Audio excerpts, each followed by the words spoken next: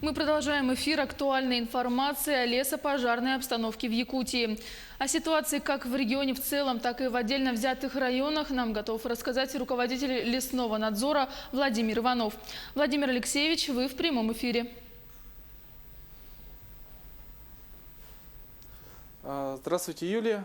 По оперативным данным, на 18 часов действует 125 природных пожаров на общей площади с момента обнаружения 881 тысяча гектаров.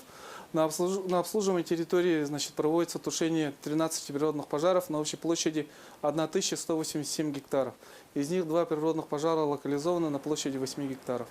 В зоне контроля на территории 20 муниципальных образований действует 111 природных пожаров на общей площади с момента обнаружения 880 тысяч гектаров. На тушение привлечено 840 человек и 76 единиц техники, а также силы Федерального резерва 102 человека.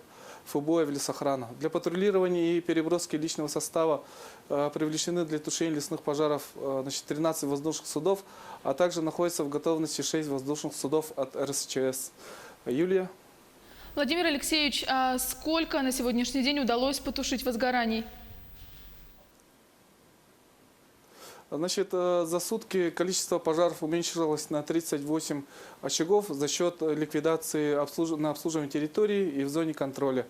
Общая площадь составляет, то есть уменьшилась на 58 тысяч гектаров за счет ликвидации в обслуживаемой зоне и в зоне контроля. На территории республики проводится непрерывный мониторинг задымленности в населенных пунктах средствами объективного контроля.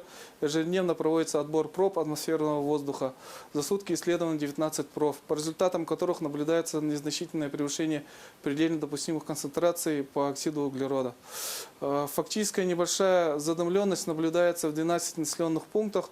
На территории 3 районов: Верхоянский район, 6 населенных пунктов, Сонтарский, 2 населенных пункта, Жиганский район, 2 населенных пункта, в которых проживает 38 тысяч человек. Кроме этого, Ленский район, в том числе 10 тысяч детей.